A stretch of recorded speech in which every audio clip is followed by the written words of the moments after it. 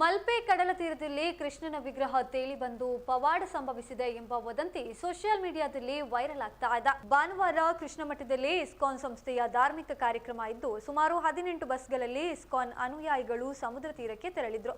ಈ ವೇಳೆ ಕಡಲಲ್ಲಿ ತೇಲಿ ಬಂದ ವಿಗ್ರಹವೊಂದು ಎಲ್ಲರ ಗಮನವನ್ನ ಸೆಳೆಯಿತು. ಅಲ್ಲಿ ಸೇರಿದ್ದ ಸಾವಿರಾರು ಮಂದಿ ಆ ವಿಗ್ರಹವನ್ನ ಮೇಲಕ್ಕೆ ತೆಗೆದು ಸಂಭ್ರಮಿಸಿದ್ರು. ಉಡುಪಿಯ ಕೃಷ್ಣದೇವರು ಕೂಡ ಕಡಲಲ್ಲೇ ಲಭ್ಯವಾದ ಕಾರಣ ಭಾವುಕ ಭಕ್ತರು ಅದೇ ಪವಾಡ ಮತ್ತೊಮ್ಮೆ ಸಂಭವಿಸಿದೆ ಎಂದು ಕುಣಿದು ಸಂಭ್ರಮಿಸಿದ್ರು. ಅಲ್ಲಿ ಸೇರಿದ್ದ ಸಾವಿರಾರು ಇಸ್ಕಾನ್ ಭಕ್ತರು ಆ ವಿಗ್ರಹವನ್ನ ಕೃಷ್ಣನೆಂದೇ ಭಾವಿಸಿ ಅಲ್ಲಿಂದ ಕೊಂಡೊಯ್ದ್ರು. ಆದರೆ ಮೇಲ್ನೋಟಕ್ಕೆ ಇದು ಕರಾವಳಿ ಭಾಗದ ದೇಗುಲಗಳ ಪ್ರವೇಶ ದ್ವಾರದ ಬಳಿ ಇರುವ ಜಯ ವಿಜಯರ ವಿಗ್ರಹ ಅನ್ನುವಂಥದ್ದು ತಿಳಿದು ಬರ್ತದೆ. ದೇವಾಲಯದಲ್ಲಿ ಭಿನ್ನಗೊಂಡ ವಿಗ್ರಹಗಳನ್ನ ಸಮುದ್ರಕ್ಕೆ ಮುಳುಗಿಸಿ ಬಿಡುವ ಪರಿಪಾಠ ಇದೆ. ಈ ರೀತಿ ಮುಳುಗಿಸಿ ಬಿಟ್ಟ ಜಯ ವಿಜಯರ ವಿಗ್ರಹವೇ ತೇಲಿ ಬಂದು ಭಕ್ತರ ಸಂಭ್ರಮಕ್ಕೆ ಕಾರಣವಾಗಿದೆ.